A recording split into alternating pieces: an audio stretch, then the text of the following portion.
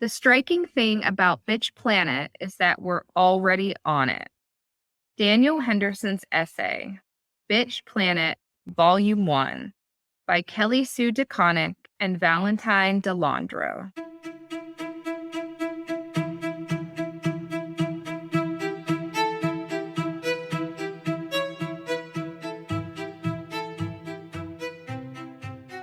How's it going, everyone? I'm the pop mythologist, and this is the end. As I've mentioned before on this podcast, I'm part of a subreddit community on Reddit called r/collapse. As the name implies, it's a forum for discussing societal collapse. Typically, most discussions tend to revolve around what are generally thought of as being the biggest factors of societal collapse, such as climate change, resource scarcity, civil unrest, and things like that. Now, every once in a while, someone posts something that has an overtly feminist angle or viewpoint. For example, one time, one of the moderators of the subreddit themselves posted an article about the law passed in Texas known as SB 8, which bans abortions after the 6-week point of pregnancy. Doctors were quoted as saying that their worst fears about this law were coming true because there were cases where, for example, women were raped, but they didn't get a chance to get an abortion during the first 6 weeks because they didn't even realize that they were pregnant. In fact, many women who are pregnant don't realize that they're pregnant during the first 6 weeks because there often aren't any noticeable signs of it yet. And so women who become pregnant due to a rape will get put in this horrible situation and then get criminalized if they want to get an abortion through, say, unofficial channels. Despite what felt to me like an obvious condition of a state of breakdown for women of their rights, of progress that they've made, especially poor women and women of color. There were some comments from people asking, what does this have to do with collapse? Now, on this podcast, I like to venture into areas that aren't necessarily thought of as being obvious aspects of collapse by some people. But as I discussed in my very first episode, to really get a deeper understanding of the many ways that collapse occurs, we need to broaden our very notion of collapse. And I believe that my guest today does a very good job of helping people understand that from her angle of expertise. She is Dr. Shelly Clevenger, professor of criminology and victim studies at Sam Houston State University, and I'm proud to say, one of my very good friends. To the question of what does this have to do with collapse, I felt that she gave a perfect answer. Hope you enjoy. I am here with my good friend, Dr. Shelly Clevenger. Shelly, thanks so much for being here today. I've been really looking forward to this, as you know. Let's start by having you tell the audience about who you are and your work. Yes, I'm very excited to be here. I'm Dr. Shelly Clevenger. I am the department chair for the first and only Department of Victim Studies in the nation at Sam Houston State University. We're located about an hour outside of Houston, Texas. I'm also a writer and researcher in the area of gender and victimization. Yeah, and in fact, and we're going to be talking about this a little bit later, but you have not just one, but two books. Well, one book has already come out, and you got another one coming out. Like, my goodness, you've been busy. We're going to definitely talk about those. But we're going to start by talking about a work of fiction, since that's part of the theme of this podcast is pop culture. But the work of fiction that you've chosen to share with us today is Bitch Planet, written by Kelly Sue DeConnick, who, of course, is just mega huge comic book writer. She's written tons of stuff, but is perhaps best known for her work on Captain Marvel. And then, of course, it's illustrated by Valentine DeLandro. I'm not sure if I'm pronouncing that correctly. And it's published by Image Comics. And in preparation for this interview, I read both volumes of the work, and I even read the spin-off series called Bitch Planet Triple Feature. Now, that's pretty much all I'm going to say about it because I want to give you the honor of telling us what the work is about. So, Bitch Planet is the feminist comic that the world was waiting for, and that we finally got. And so it takes place in a near future, this sort of dystopian reality where women who are deemed non-compliant are sent to, it's called the Auxiliary Compliant Outpost, which is affectionately referred to as Bitch Planet.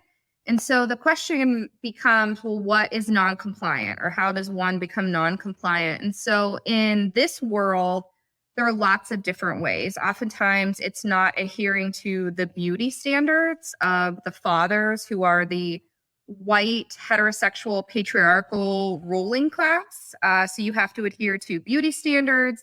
If you are transgender, if you are queer, if you are fat, if you are too much of a rabble rouser and stating your mind, anything that goes against the fathers, you can be sent to Bitch Planet. And Bitch Planet really kind of plays on the 1970s sort of prison movies.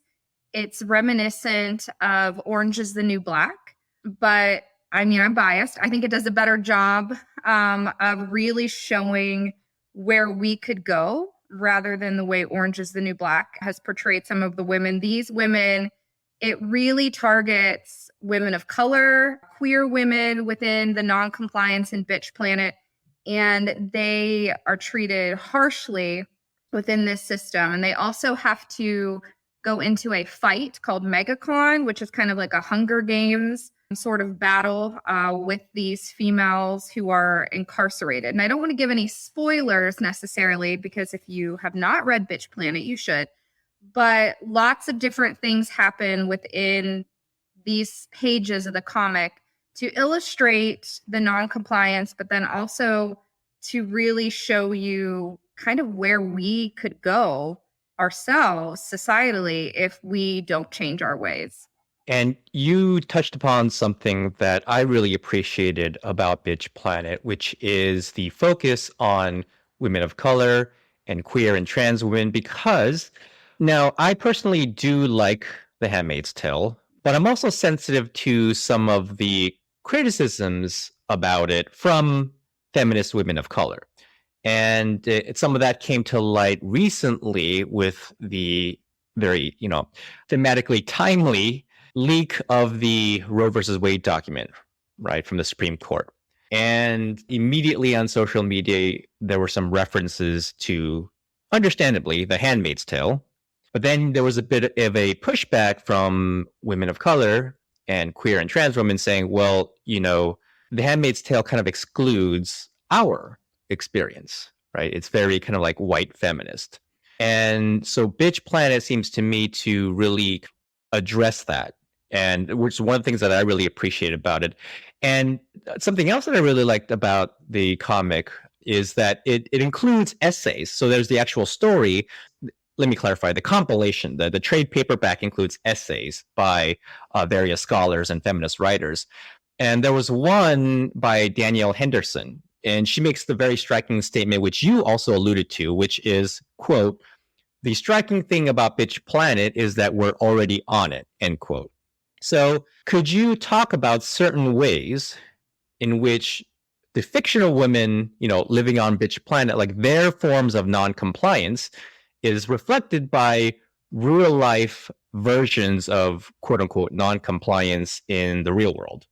Sure. And I want to say first that what you said about women of color and their experiences is completely valid. And comics for a long time have had color blindness, where we've had characters that were not white, but they weren't necessarily featured, and it wasn't necessarily their stories. They were adjacent or sidekicks to white characters. So I think Bitch Planet really showcases these women in a really beautiful way. But as to currently how we're in Bitch Planet, women, even today in 2022, have a very specific way that people think they need to behave or how they need to present themselves. And I do think we're getting better. I do want to say that this isn't all doom and gloom, my comments here, but that women still are very much scrutinized by how they look and also how they behave. And also, do they have children? Do they fit these typical, female molds? And we are currently seen as non-compliant if we don't go into those roles. And women are supposed to be nice, and women are supposed to be nurturing. and caring. And women are supposed to care what other people think about them. And most people would assume that you're heterosexual. That's already an assumption. It's not an assumption that someone would be in a queer relationship or might not be identifying as a woman. All of those things are kind of wrapped up within Bitch Planet, but they're currently how a lot of women experience the world today. You also talk a little bit about in real life, in what ways in which, let's say, a middle class heterosexual white woman would get judged as being non-compliant, because they do get judged as well. In what ways is that different from the ways that, let's say, for example, a working class woman of color, for instance, or women in the LGBTQ community might get judged as being non-compliant? Yeah. So I will say, for the record, I am I guess, middle class, maybe white woman. So for the viewers or listeners, that's who I am. And I have a great privilege just by being white. I have that. I did not earn it. Just being white, I have more latitude to say things that I want to say. People will listen to them more readily. And I'm going to take my personal situation a step further. I have a PhD and I'm a boss of a department. So I have more latitude than someone who would be a working class woman of color, just based on that privilege. And so when we think about being non-compliant, I can be more non-compliant in my life and sort of be forgiven for it. Whereas someone else who did not have that privilege is not going to be given that latitude. And particularly with police, I think about this quite a bit where I live. I live in Texas. And so there's a lot of police in Texas, on the highways, highway patrol. And I think a lot about that because even being pulled over, if I was deemed non-compliant being pulled over, I would have a lot more latitude than someone who is of a different race who's being pulled over and being non-compliant. And that could be how I look. That could be my attitude towards the police. That could be, I wouldn't have to be as friendly. I wouldn't have to be as accommodating. There are lots of different ways that our privilege, my privilege, I can say, insulates us. And we are given a lot more latitude to be able to do the things that we want to do and say the things that we want to do without any repercussions. That's really interesting because I feel like that gets symbolized and reflected in the comic book as well, Bitch Planet, in which among the quote unquote inmates, we see there are some white women, but it's mostly women of color, queer, trans women. And so I feel like what you're saying is also reflected in the comic there. And I wanted to kind of start now moving towards your work specifically, but staying on the comic for a bit. I mentioned there's a spin-off series called Bitch Planet, triple feature. And I read that just because I enjoyed the main comic by Kelly Sue DeConnick so much that I wanted to go deeper into the world. And the spin-off is interesting in the sense that we see the wider universe of Bitch Planet, if you will, right? So Bitch Planet, the comic, mostly takes place on that prison planet. The spin-off shows you aspects of like planet Earth and, people who are living not in prison, but in just the actual dystopian fictional world. And in one of the stories, there's a woman who gets harassed and victimized, but then she's the one who gets blamed for it. And you, Shelly, you personally work a lot with victims because part of your work is you're a victimologist. And I was just wondering if you also see that kind of thing happen in your work, where even though the victims are innocent and they're the ones to whom harm has been done, there are ways in which our culture and their environments make them feel like it was, their fault. So, a common example of that we're all familiar with is, for example, if there's a rape victim, then you might have some people saying, oh, well, she shouldn't have been wearing that. What are some other forms of that you see in your work with victims? Yeah, I see victim blaming all the time. And so the best example that I can give you that I actually tell to my classes a lot was I was interviewing victims and mothers of childhood sexual abuse. So this little girl had been sexually abused by her biological father for years. And they reported it. The mother and the daughter, they went to the police and they said, this has been going on. And in the interview process, one of the officers said to her, well, if your dad was abusing you, why did you continue to go to his house? Because they had joint custody. And so here we have a child who's being physically and sexually abused by her biological father, who is forced to go to his house due to a custody agreement, is being asked why she went there. I've also interviewed mothers whose children have been kidnapped, raped, and murdered, who were blamed for their children being kidnapped. Meaning there was a mother who the little girl would walk down the street 2 houses down, and she was kidnapped.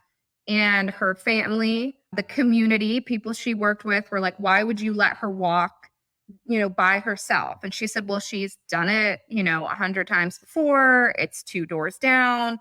Then everybody blamed her for her daughter being kidnapped. And so those are just 2 examples, but I've seen it a lot. And it's usually with female victims as opposed to male victims, which I always find interesting. And I've done research with male victims as well. But I think when we think about the patriarchy, which I personally blame for everything,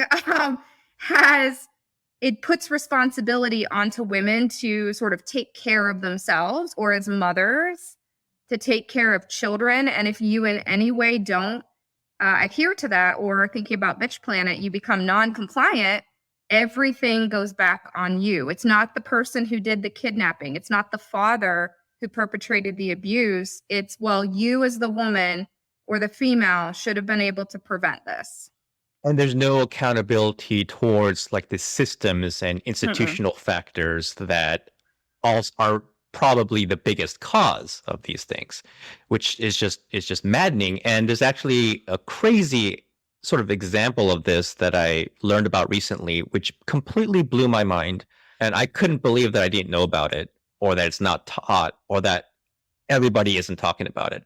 And since you're here, I thought it was the perfect opportunity to share this, what I learned with the audience, and maybe get some of your thoughts about it, which is, it's almost unbelievable because it sounds like something that would come exactly out of like Bitch Planet or some other dystopian story, right? So what it is that in the 1910s, all the way through to the 1950s, and in some places, even the 1960s and 70s, the US had a little program known as, quote unquote, the American Plan. And I mean, that name by itself, it sounds perfectly dystopian, the American Plan. And it was a legally sanctioned program, government program, in which only women, not men, like you were just saying, could be detained or arrested if they were suspected of having a sexually transmitted disease, an STD. And then they would be forced to undergo invasive and humiliating examinations, to see if they really did or not. So they could be arrested for any reason, and then they would have to be forced to undergo these tests. And if they tested positive, I kid you not, like they would literally be put in prison without due process. Like I can't even believe this is actual historical fact. And then while being incarcerated, they'd be subjected to, again, experimental, quote unquote, treatments for various illnesses, such as being injected with mercury, which is highly toxic. And then if they didn't show compliance or ladylike conduct while being subjected to all this, then they'd be tortured through like solitary confinement or even beatings or sterilization. Now, I know that people listening to this right now probably think, no way, you're making this up. Look it up. The American Plan. Google it. It's real. And I was just wondering if there's anything that you would like to comment on that in relation to, Bitch Planet, or your work in criminal justice and victimology, or just anything at all, just like freely commenting on that. Sure. Once again, the patriarchy is to blame. One of the things thinking about this, and there's lots of examples other than just this one, is that from my perspective as a gender scholar, there's been a war against women and women's bodies, and we want to tell women what they should or shouldn't do with their bodies. And thinking about that example, men were probably the more prominent spreaders of the STDs, to be completely candid here. And of course, they were not at all being subjected to that. And when we think about, the Roe versus Wade and choice, and we think about birth control, and we think about all those things, it's very much female focused, as many things are. And sometimes when I hear those things or people will tell me different examples, and I'll say, well, of course, because society hates women. There's lots of examples of how women have been degraded over the course, really, of our American history. And that's specifically true for women of color, which have had horrible things done to them, and that white women have been really complacent in, which relates to Bitch Planet. If you think about Bitch Planet, for those of you who haven't read it yet, the white women have sort of the power. They're not that they don't suffer too, because they have, their own sort of suffering, but they're the ones who are really complicit in a lot of the things that happen in Bitch Planet and to these women of color, which is actually really reflective of real life and what has happened, thinking about the example you gave and many other things over the decades. This is a good spot to ask you this one additional question, and then I want to transition to your book, which is this whole idea that I talk about a lot on this podcast, the idea of societal breakdown and collapse. I'm often on a subreddit on Reddit called r/collapse. So it's a collapse subreddit. Mm-hmm. And every now and then people will post like gender-related articles or postings. And you will always have some commenters say like, what does this have to do with collapse? And so from your perspective, as a victimologist and a criminologist who works a lot with gender issues, if someone were to ask, how does any of this stuff you guys are talking about today on, Bitch Planet and all these things, other things you're talking about, how does that relate to the idea of societal breakdown and collapse? If someone were to ask you that, how would you address that question? That's a great question. And I would say when you think about Bitch Planet, or if this happened here in our real life and wasn't fiction, it's the breakdown of a system. And it's a breakdown of, hopefully we'll get there, but gender equality, we're not there yet, but striving to have women have rights, men have rights, giving rights to queer folks, non-binary folks, everyone having these rights within the system. Bitch Planet is a good example to show you what happens when white heterosexual men take over. And that is a collapse. It's a collapse of everything for everybody unless you're in that group. And, there are real world kind of examples like this too. But, thinking about this collapse that it would be the end of the world if I was a woman of color who was non-compliant. I would no longer be able to exist in that system. I would not have any rights. I would be sent to Bitch Planet in a horrible prison system where I'm likely going to be beaten, raped, or murdered by guards and cease to exist. So when I think of collapse, I think of an end of a system. It doesn't have to be this large kind of apocalyptic, although it can be. It's a breakdown of a system that we have. And Bitch Planet, I think, does an excellent job of showing how it would be for women, particularly women of color, if that system collapsed. I think you just explained it perfectly. That's something that I often try to say to folks, is that collapse isn't necessarily like an apocalyptic scenario. It can be, but it's a broad concept, and it's often a process of the breakdown of rights, of access, of equality, and it might not be the end of everyone's world, but you could have a situation in which it is definitely the end of some people's world, right? Mm-hmm. Such as the people who either literally or figuratively are imprisoned on Bitch Planet. So this is a good spot now to talk about your book. I'll start with the one that came out recently. Yeah, please tell the audience about this book. Sure. So the book that just came out in March of this year, 2022, is Gendering Criminology, and it is written by myself and Dr. Jordana Navarro, and it's printed by University of California Press, and it is exploring crime through gender, and that's actually a variety of different things. So victimization, people perpetrating offenses, and then also what it's like to work within the system.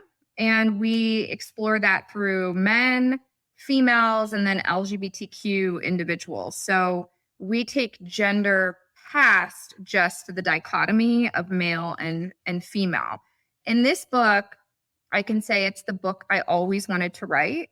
And I'm going to give a shout out to my editor, Mara, who gave me free reign to do whatever I wanted and let Jordana and I be very critical, meaning it's a very feminist leftist book. So not everybody's going to love it. But for me, it is a real examination of all the things that are impacted by gender in a really honest way. Yeah, and you say not everyone's going to love it, but I loved it, certainly the chapters that I read. And one of the things that really struck me is that you were talking about how every major theoretical construct or every major theoretical paradigm in the entire field of criminology has neglected viewing issues of crime and criminal justice through the lens of gender. Mm-hmm. So what would you say are some of the most flagrant examples of that? Well, historically, criminology has been dominated by men. It's been researched by men, and the folks who come up with the theories have been men, and they've tested it out on men. Oftentimes with research and theory testing, they'll say it's like add women and stir. They mix it up and say, oh, well, we'll try this on women. And women are different than men.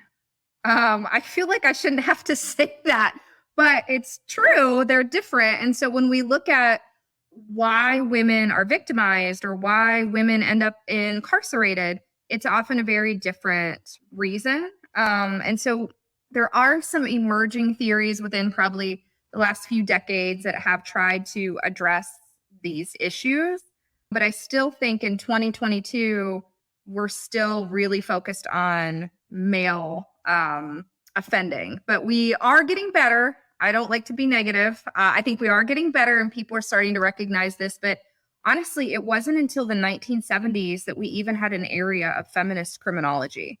And I know my students think the 1970s was a long time ago, but it's not that long ago. So really, I'm 40. I'm going to age myself here. Really within the last 50 years, we've only had feminist criminology, and it hasn't been given the dedication that criminology had been given prior to that. I mean, for me, the 1970s, I see it as yesterday. It's nothing. It's not a long time ago at all. And something else that I appreciate about taking the title, right, gendering criminology, you also clarify, you and your co-author clarify that the gender includes women, but it's not just women. It's the entire spectrum of gender identity, right? Not just biological sex. So, for example, in one passage, you describe how if state agents perceive that a woman who committed the crime deviates, again, we're getting to the whole non-compliance idea, right? If they deviate from implicit gender norms, then the system treats them even more harshly compared to, definitely a man, but even a woman who is more compliant. So what's an example you would give of a woman who is being put through the criminal justice system, who deviates from implicit gender norms and therefore is being treated more harshly? Yeah, there's research to support this. The fact that women who at their sentencing or at their trial or when they appear before the judge who are more traditional female, meaning gender presenting. So a woman who would maybe wear a nice dress, who would have makeup on, who would look like what people think, a female would look like, and who are nice, who seem warm, who are polite, not loud, not, doing anything sort of out of that stereotypical what they think a woman should be. But I should say that stereotypical female behavior is often very much adhered to whiteness and white women. That's how white women are expected to behave, which people often will sort of brush to everyone. There's also been research that looked at beauty bias within defendants, meaning that if a woman was overweight or she, was deemed not attractive by once again, those crazy patriarchal standards, she often is not given such a lenient sentence. And so there's something called the evil woman hypothesis, which states, if a woman is acting, behaving, appearing out of the gender norm, she's often sentenced more harshly because of all of those things, thinking about Bitch Planet, being non-compliant. She doesn't fit this cookie cutter of what we think women should be. So that makes me think of something that I want to ask you about. And we don't have to go into it if you don't want to for any reason. And I also want to be careful because I haven't really been following this story in the news, and therefore I am pretty ignorant of it. And I'm referring to the whole, Johnny Depp versus Amber Heard case. And again, I want to start with a disclaimer that I know very little about this. So I'm going to be very cautious here. But with regards to that evil woman theory you just described, based purely on like news headlines that I've seen and the chatter on social media, you could say that in some ways, the actor Amber Heard fits certain implicit standards, right? She's a white woman. She's not, she's bisexual, but she's beautiful. She's slender. She fits a lot of those kind of implicit standards. In some ways, she seems not to. And you don't have to address that part. That's just something that came to mind as you were describing that evil woman idea. But please feel free here to comment on any aspect of that case that you would like to in any way. Yeah, I'm glad you brought that up. So with Amber, a lot of people looking at comments on the internet, right, hate her. They hate her. The hashtag justice for Johnny is going around, all of those things. And so for me, obviously I'm on the outside. I don't know Amber or Johnny personally, but looking at the evidence, and I did follow the case really closely, looking at the evidence, it appears that he would have perpetrated something against her. Not to say that she's totally innocent, right? You can look at the evidence from both sides. But I honestly was shocked by how much hate there was for her on the internet. And I should have known better, I guess, because women who oftentimes try to speak up against beloved men are often villainized in a lot of different ways. And so, like I said, not knowing what happened between the two of them, but looking at the evidence, it appears that there was abuse. Maybe it was double-sided abuse, but I was just shocked that no one was as upset with Johnny Depp as they seem to be with Amber. And every day I would see people post horrible things about her, and not just, oh, she's lying, oh, poor Johnny, but like, she should be murdered. She should be in prison. Someone should shut that bitch up. Like, horrible things about this person. And whether you think she's lying or not, she doesn't deserve to be murdered. And so we don't see that with men, and no one was saying that about Johnny. So I think that gender and fame, even though she is famous, he's more famous, really played into that. I think you touched on a lot of very good points simultaneously. So obviously, ultimately, nobody really knows all the things that happened because none of us were there. But it could be simultaneously true that she could have done some highly problematic things and still not deserve the kind of portrayals or comments being made against her. So let's go ahead and say she lied about some stuff. Again, I don't know anything. But I heard people talking about she's lying. So I'm going to say, okay, let's say she's lying. She still does not deserve things like she should be, like the kind of things you were saying, she should be killed or XYZ, like horrible comments, which illustrate a separate problem apart from whatever issues these two people had, which is the unfair treatment and portrayal in the media and in the public at large of men and women. So yeah, no, thank you for addressing that. I think it's obviously kind of a very timely case to talk about in relation to what you do in your work. And speaking of your work, could you now tell us about the new book coming out and what that's about? Sure. So in the fall, September of 2022, my co-author, Dr. Karen Holt, and I have a book called Understanding Sex Offenses that's coming out. And so this book talks about every type of sex offense that you can think of, whether we're talking about in person, but also cyber sex offenses. That's an area of research of mine. And one of the things that we did that I think is going to be a little controversial, or maybe is a little controversial for folks, is that we used what's called person first language, meaning we don't say sex offender, we say person accused of, person convicted of, which I'm a victimologist to, remind everybody, and I care about the victim first and foremost. But a lot of folks who commit sex offenses have also been victimized and often have really extensive trauma histories. So we made that decision to be sensitive to folks who, yes, may have committed these offenses, and it's not to discount the atrocities that they've done or the victims, but to acknowledge that they themselves may be a victim. Is there, because I remember when I was reading Gender in Criminology and Bitch Planet at the same time, it was like a perfect pairing, right, of a nonfiction and fiction work. I feel like these are, oh my God, these go together so well. Are there some connections with the new book as well, with your old book or with Bitch Planet?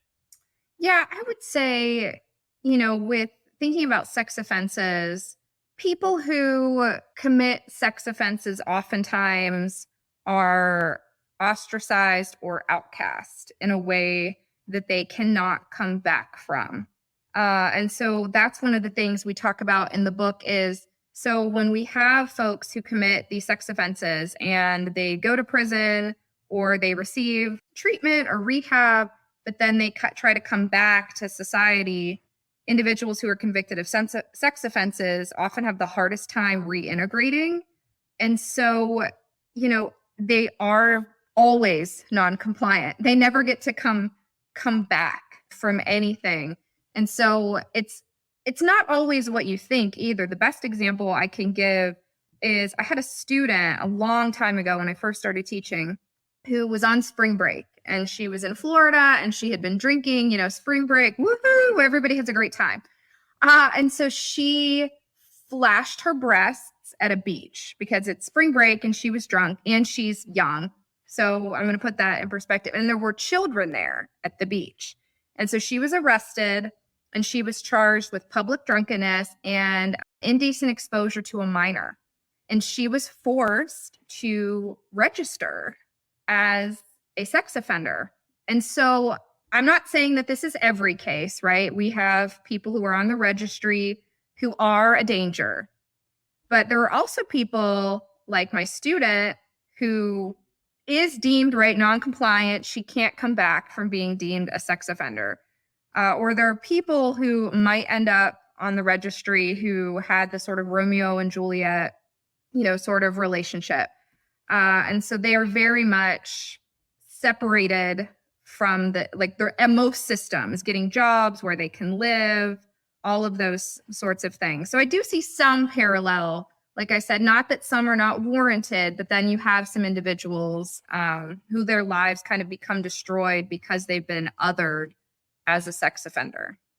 I had no idea that you could be forced to be registered as a sex offender by being a normal college student and getting drunk during spring break and flashing at a place where there's children.